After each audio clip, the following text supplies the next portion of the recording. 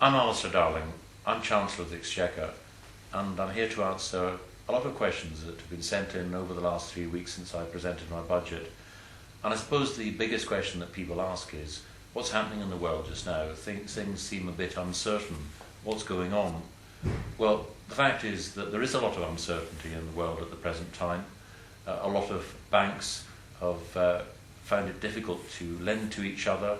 That's created the problems that you saw with Northern Rock or with some of the big American banks. And our job as a government is to make sure that we do our best to try and sort these problems out, to get greater stability, to get things back to normal, so that our economy continue to grow, can continue to get the jobs that we need in the economy. A number of people have asked about what the prospects are about jobs. Well, they're good. We've got more people in work in this country now than we've had since records began, really. We've got less unemployed than we've seen for 30 years. Now, we can't be complacent about that.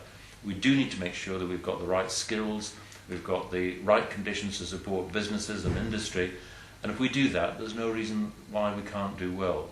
Alan got in touch and said, why don't we just have tax cuts?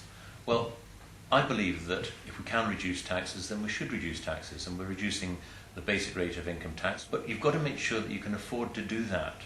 The Tories are promising £10 billion of tax cuts, and yet they can't say how on earth they're going to be paid for. They did exactly the same in the early 1990s when interest rates went up to 15%. There were 3 million people out of work. Now, we don't want to go back to those days. We want to make sure we've got a very strong, very stable economy, that we've got good services we can rely on, whether it's in education or making sure that the NH is there that when we need it.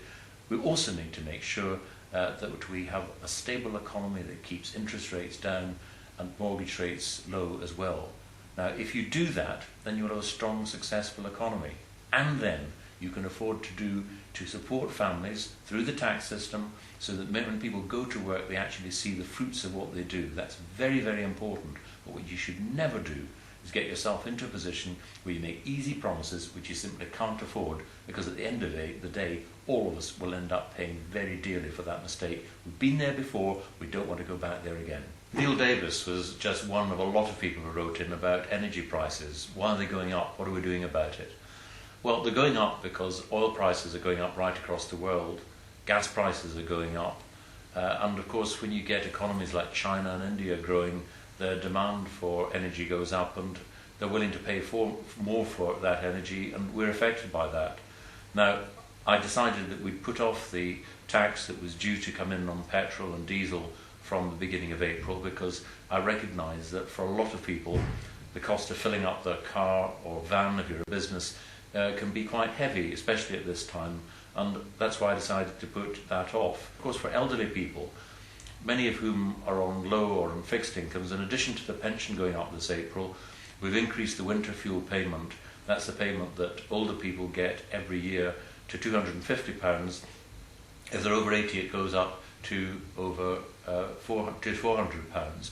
And I think that will go a long way to helping older people meet the increases that they would otherwise face. I think it is really important that despite the fact that a lot of these pressures arise from different parts of the world, we help people get through these difficult times. There's lots of people who wrote in concerned about the environmental damage happening right across the world. And Jeff, Mary and Sue wrote in and asked what we're doing specifically in this budget. Well, one of the things that I'm doing is changing the tax rules on cars so that if people buy less environmentally damaging cars, then they'll pay less road tax. And indeed, from 2010, a lot of people buying cars that are less polluting will pay no road tax at all in the first year. Of course, I think it's right too that if you're buying a more polluting car, then you need to meet the cost of that. So people buying these really gas-guzzling cars will pay a lot more than people buying the more efficient cars. I don't want to stop people from driving. I want people to make sensible choices, and I want to encourage manufacturers to design and manufacture cleaner cars than we've had in the past. Cars today are about twice as clean as they were 20 years ago, and we won't need to drive up those standards. So by giving incentives to both the manufacturers and to people who are going out to buy a new car, I think we can go a long way to encouraging people to get cleaner, greener cars than they've got in the past. A lot of people have asked about alcohol and why did we increase the duty on that?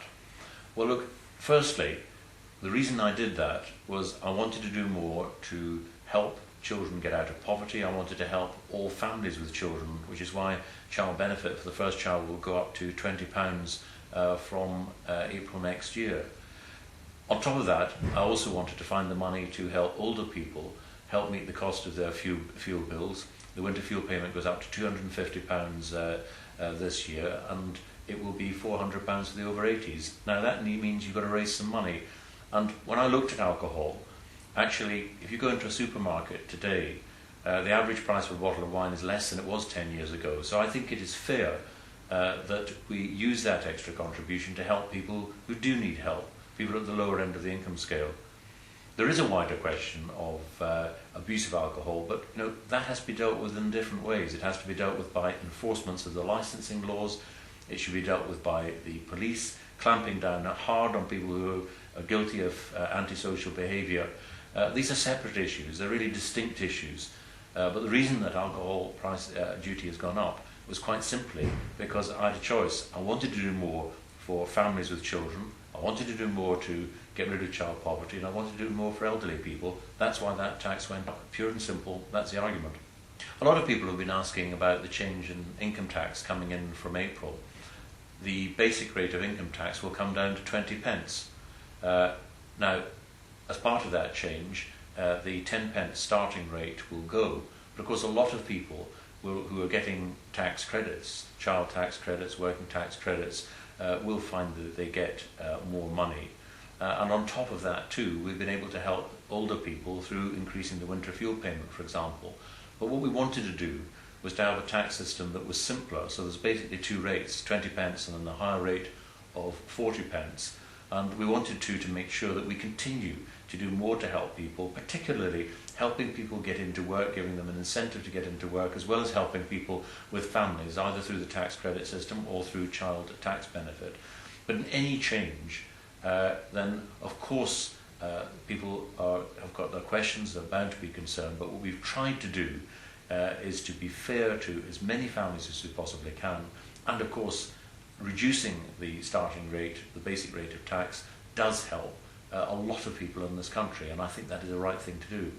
Lisa Mitchell got in touch to say, what are you doing to get rid of child poverty? Well, I'm very clear. We have a clear moral obligation to get rid of child poverty in this country, and to do it in a generation. We've announced a number of measures over the years to take children out of poverty, and we're making very, very good progress. And the budget, 3 weeks ago, I announced measures that will help all families, as well as families on low income. But of course we need to do more. It's not just about income, it's about improving standards of education, and crucially, of course, improving people's aspirations and helping them get on, do the best they can, go to college, go to university, get the skills and qualifications they need. Of course, putting money into the hands of families is actually critically important, because that's the starting point, that's the foundation. Education, sure start helping families growing up who need help, but making sure that we do everything we possibly can at every stage to get rid of child poverty is absolutely essential. It's not just morally right, it actually makes economic sense, because an economy or a country that have got lots of people who are poor, it isn't just a tragedy for them, but actually holds the whole country back. And I don't want to see that happen in a country like ours. I want to make sure that everybody gets on and they get the best possible start, the best possible chance in life.